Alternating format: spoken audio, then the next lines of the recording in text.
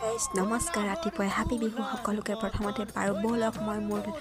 আজিৰ ৰাতিপুৱাৰ পৰা জাৰ্ণিটো আৰম্ভ কৰোঁ মানে সেই দিনটো কেনেকৈ কটা আৰু এনেকৈ আৰু নামঘৰত আৰু মই বন্তি দিবলৈ ওলাইছোঁ মানে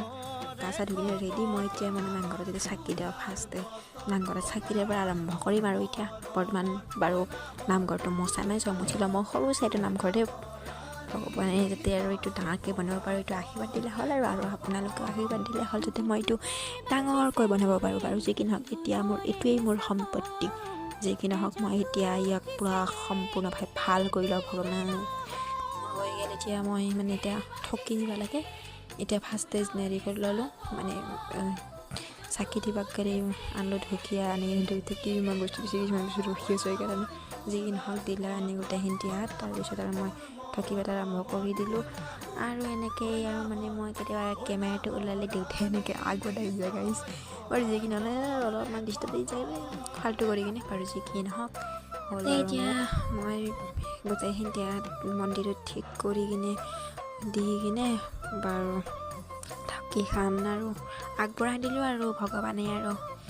আজি অসমীয়া নৱবৰ্ষতে গোটেই বৰ্ষটো ভাল কৰি কুশল সকলোৰে বুলি লগতে আমাৰ পৰিয়ালটোৰ সকলোৰে মংগল হওক বুলি কিনে এগছি চাকি আৰু অলপমান এনেই ঢকিয়াখন দিছোঁ সৰুকৈ বাৰু নামঘৰত নিব লাগিব ডাঙৰ কৰিব যে কিন্তু দৈত্যাংগী সেৱা ল'লাক ময়ো ল'লোঁ মায়ো ল'লাক ল'লে আৰু এনেকৈ মই আৰু ড্ৰেছ চেঞ্জ কৰি আহিলোঁ কাৰণ সেই পিন্ধিতে থাকিব নোৱাৰোঁ যি কি নহওক গাইজ আইকে কিন্তু লাৰু দেখাবা পুৰা মুখত পেলাই দিছোঁ দি কিনে ওলাই কিনে যে আকৌ দৈ দেখাব লাগে মোৰ আপোনালোকে ভাবিব পাৰে যে ক'ৰ কি হৈ গৈছে কিন্তু ভগৱানে মই কি জানে গোটেই